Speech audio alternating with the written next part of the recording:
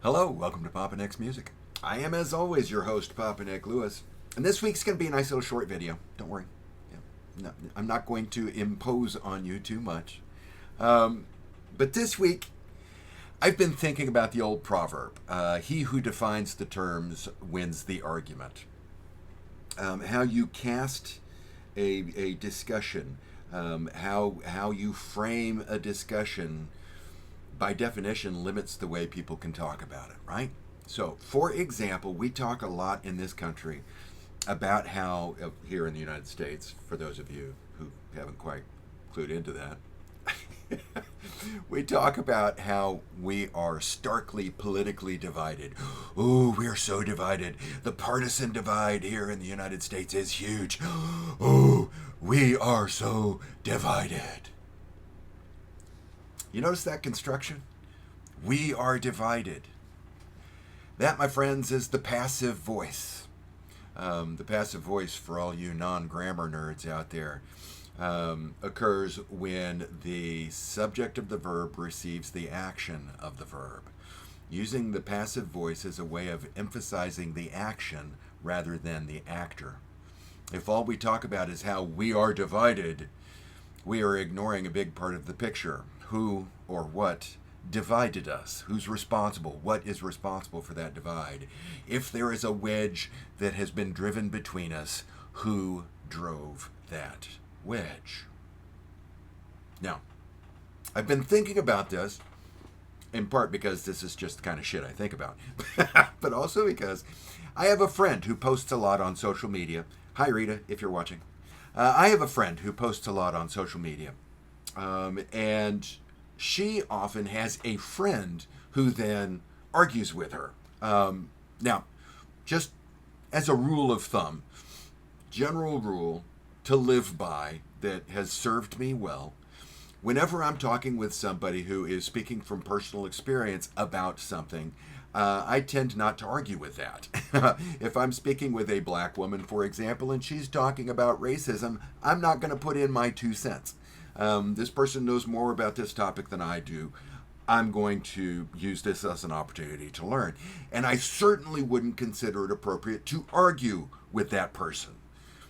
But this guy, this pinhead, he argues with her all the time about things that she obviously knows more about than he does through lived experience, if nothing else. Why she continues the friendship is beyond me. And this past week, it happened again. My friend posted a meme pointing out that we spend too much time talking about how divided we are, not enough time talking about who is doing that dividing. In response to that meme, the pinhead posted a video that he claimed answered the question of who is stoking the divide. And this video was a mashup of a bunch of Democratic leaders and pundits, Nancy Pelosi, Kamala Harris, that crowd, saying not terribly nice things about Trump and the MAGA movement. There it is, he seemed to be saying. There's where this all started. Of course, that video that he posted ignored the fact that those Democratic leaders and pundits were reacting to the cruelty of the first Trump administration. Oh, those quaint old days of kids in cages. Now we zip tie them and leave them on the curb. The video ignored the fact that those Democratic leaders and pundits were responding to the ignorance and anger that was the Tea Party movement. No, the current vitriolic political divide, and you don't know it, but it's taken me like 5 takes to get that phrase out. A lesser man would change his wording. The current angry divide in the United States didn't start with Nancy Pelosi. It didn't start with Trump. It didn't start with the Tea Party. It actually started about 35 years ago.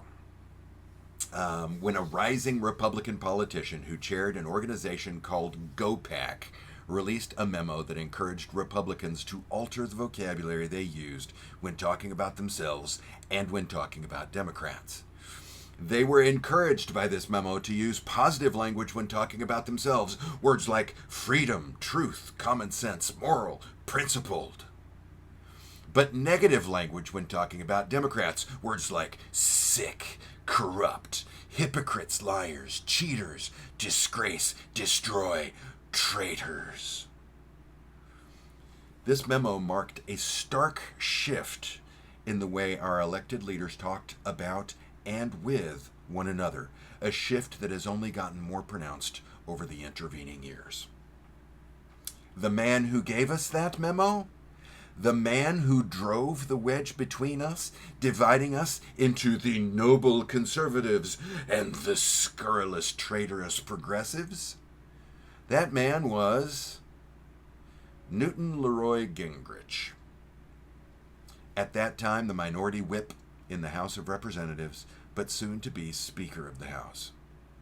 Now, Newt didn't do this all on his own. He had a lot of help, for example, from Satan's pollster, Frank Luntz.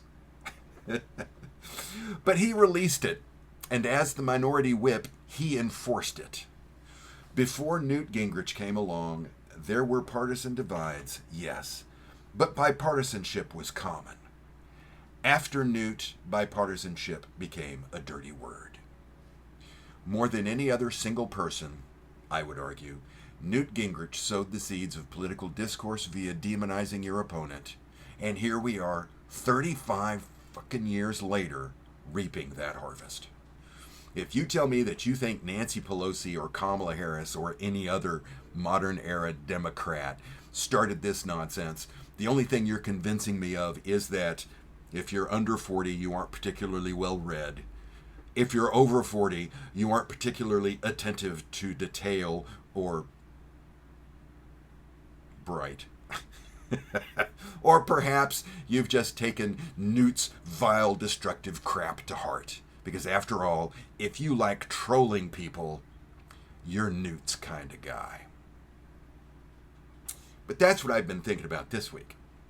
What do you think? Do you agree? Do you disagree? Drop that note down below. I always love hearing from you. If you enjoyed today's video, I'd appreciate it if you click the like button while you're down there clicking. If you've not already done so, go ahead and click the subscribe button. It costs you nothing, but it means the world to me, so I very much appreciate it. Next week, don't worry, we're going to be back to talking about music. I promise. In the meantime, thanks for hanging out with me today, and I hope that the rest of your day is pleasing. See you soon.